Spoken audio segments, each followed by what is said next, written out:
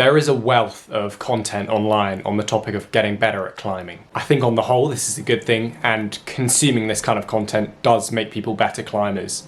And if I didn't think that way, then I wouldn't be making climbing YouTube videos. However, I do believe there's also a danger to consuming climbing content because of the sheer amount of information available, in addition to the possibility of us not being able to distinguish between good or bad advice. It can be very easy to get caught in a trap of analysis paralysis, or alternatively adding too much to your training plan. If you're someone who tends to get overwhelmed by the amount of options you have for what or how you should train for climbing, and you struggle to know what's right and wrong for you, I'd like to offer some solutions. The key phrase in the sentence I just said was, know what is right and wrong for you. Knowing what you care about in terms of goals and results you want to see in your climbing is the number one most useful thing in discerning what information we see online is useful or not for us. A lot of climbing advice we see online hinges on who we are and what we want out of climbing, which isn't always something the algorithm takes into account when you're scrolling between climbing videos or reels. Having a strong identity for yourself, what kind of climber and what your specific goals are,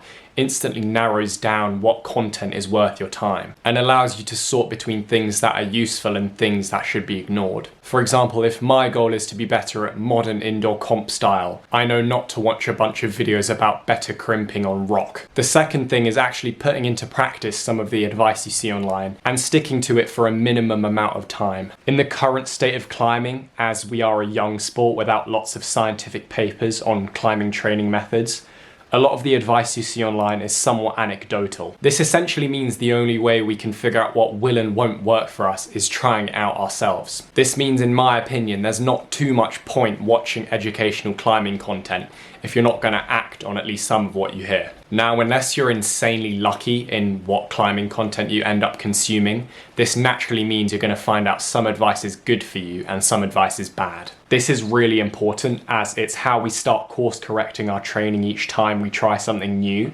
and eventually building a framework for what kind of advice suits us specifically, taking on the good and dropping the bad. For this, as I mentioned earlier, it's key to stick to each piece of advice you decide to take on for a minimum amount of time to fully see the effect it has on your climbing. People who suffer from analysis paralysis with their training often cycle between new methodologies too quickly to see the benefits of each thing due to the amount of different people telling them different advice online. My personal rule of thumb, which you might want to adopt as well, is if I decide to add something new to my training, I'll stick to it for a minimum of 6 weeks. If you're switching all the time before a training method actually has time to get you the gains, it will seem like nothing you try works and you'll be stuck in this cycle of picking up and dropping things. The last solution is always thinking about what you can take away from your climbing training as well as add. Because of the sheer amount of information about different exercises and methodologies for climbing online, people see it and feel like they need to add all of it to their training plans. When people see hundreds of these tools on social media and start doing all of them,